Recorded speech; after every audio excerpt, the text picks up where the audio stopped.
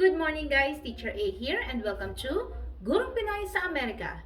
So for today, ang lesson natin ay solving linear equations in two variables wherein sasagutan natin yung learning task number 2. So, ang focus sa learning task number 2, letter A, is just solving for the value of y given yung x and then kukunin natin yung ordered pair. And then sa letter B naman, kukunin lang natin yung slope. So, ganun lang kasimple. Simulan na natin sa letter A.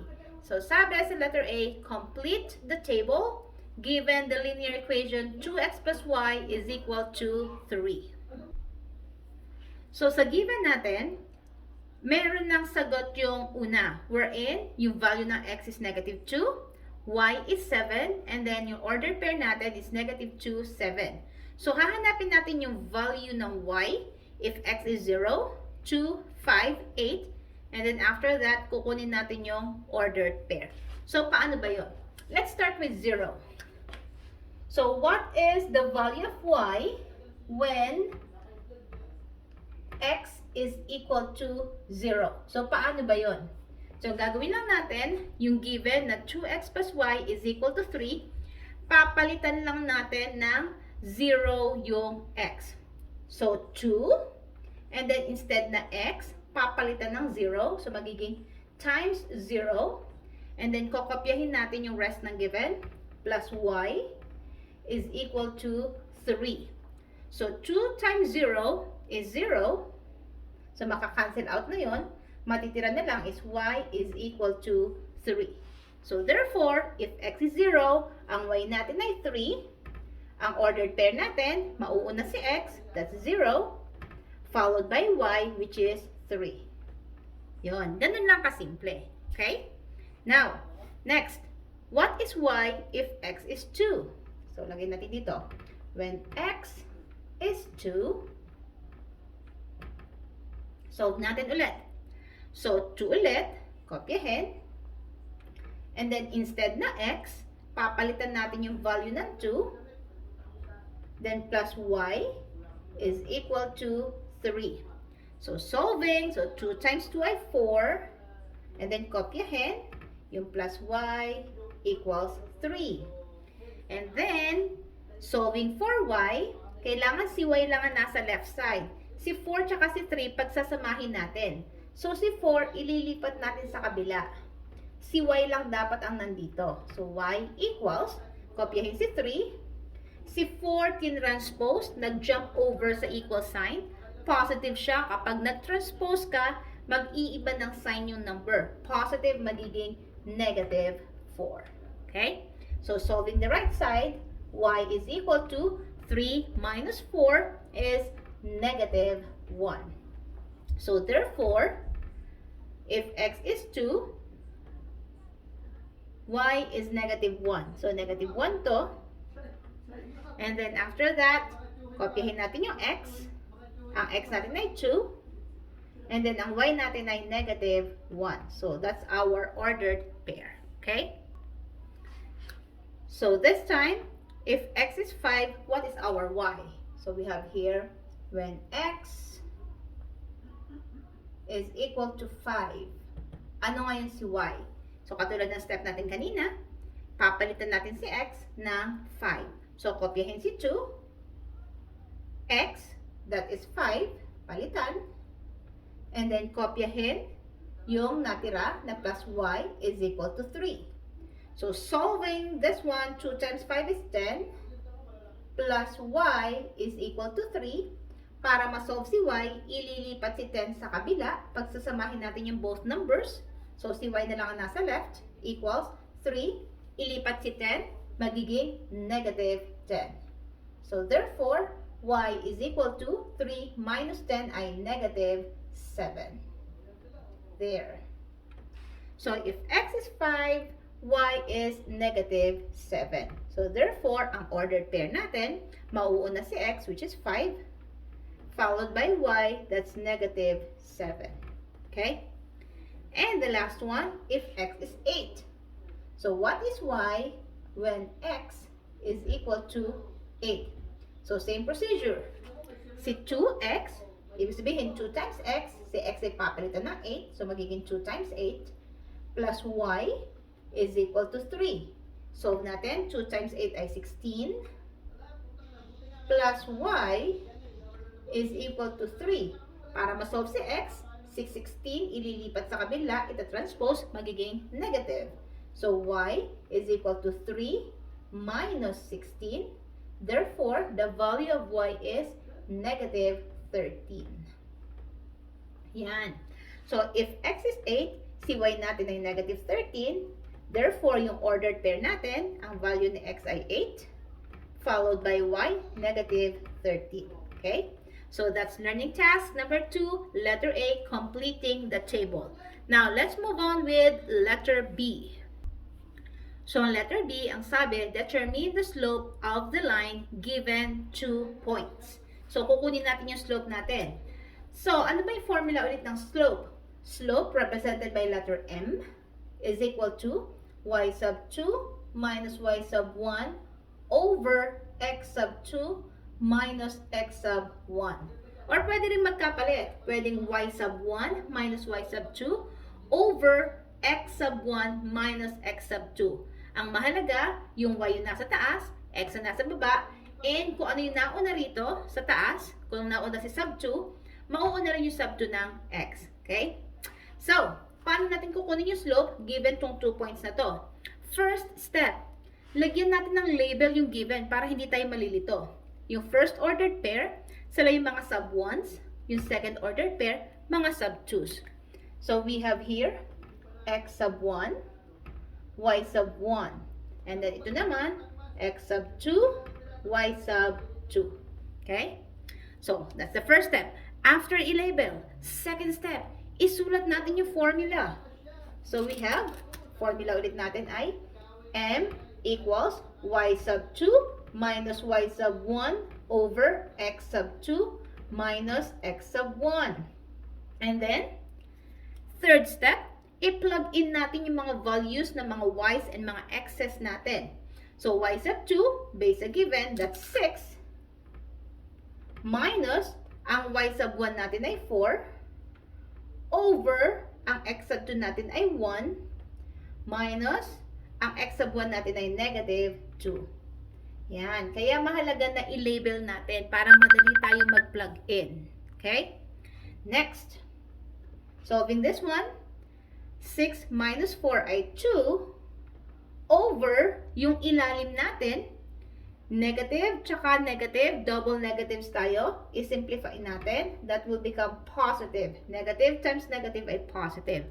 So, yung denominator natin magiging 1 plus 2, and that is equal to 3.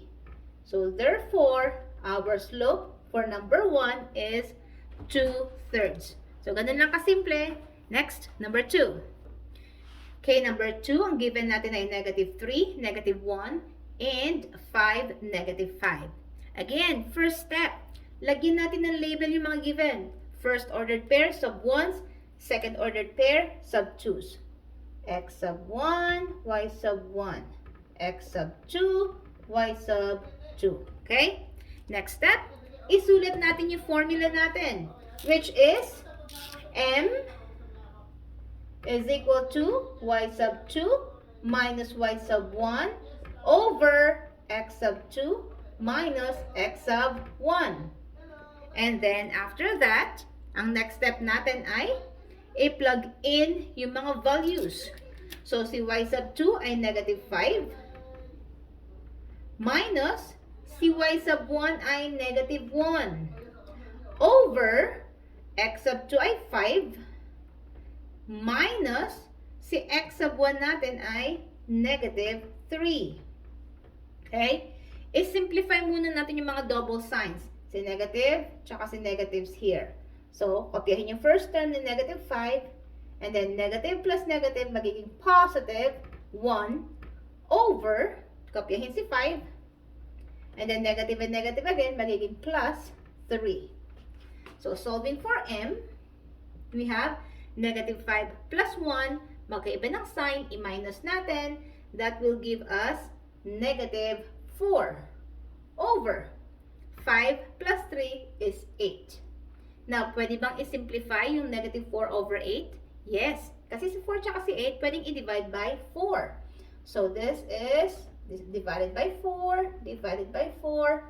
Therefore, ang final answer natin ay negative 4 divided by 4 ay 1 over 8 divided by 4 ay 2. So, our slope is negative 1/2. Okay? Next, number 3. So, ang given natin ay 3, negative 3, and negative 4, 2. Again, first step, i-label natin. This is x sub 1, y sub 1, x sub 2, y sub 2. Okay? Next step, isulat natin yung ating formula. So, m is equal to y sub 2 minus y sub 1 over x sub 2 minus x sub 1. And then, after that, i-plug in natin yung mga values ng y's and x's natin. Si y sub 2 ay 2 minus si y sub 1 ay negative 3 over si x sub 2 natin ay negative 4 minus x sub 1 natin ay 3. So, may double sign na naman tayo sa taas. Negative and negative, that will become positive.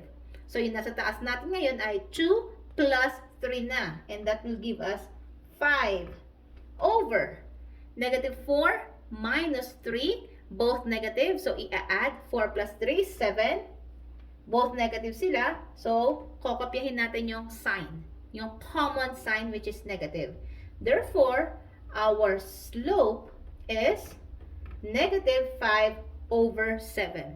Kapag yung isa sa kanila negative, iti-take na ng buong fraction yung negative sign. Okay? Next, number 4. So, ang given natin ay negative 3, 2, and 2, 2. So, yung first ay x sub 1, y sub 1, x sub 2, y sub 2. So, first step natin yan. I-label yung mga x's and y's. Second step ulit, kopyahin ulit natin or isulat natin yung formula to find the slope. We have m is equal to y sub 2 minus y sub 1 over x sub 2 minus x sub 1. Third step, i-plug in yung mga values. Ano ba si y sub 2 natin? That's 2. Minus si y sub 1 ay 2 din. Over si x sub 2 natin ay 2. Minus si x sub 1 natin ay negative 3. So, may double negative tayo dito. Negative and negative. This will become plus na. So, 2 minus 2 ay 0. Over 2 plus 3 is 5. Now, solving this one, 0 divided by 5, the answer is 0. So, therefore, ang slope natin ay 0. Next, last, number 5. So, we have 3, 4, and 3, negative 3. First step ulit, i-label yung mga x's and y's. So, this is x sub 1, y sub 1, x sub 2, y sub 2.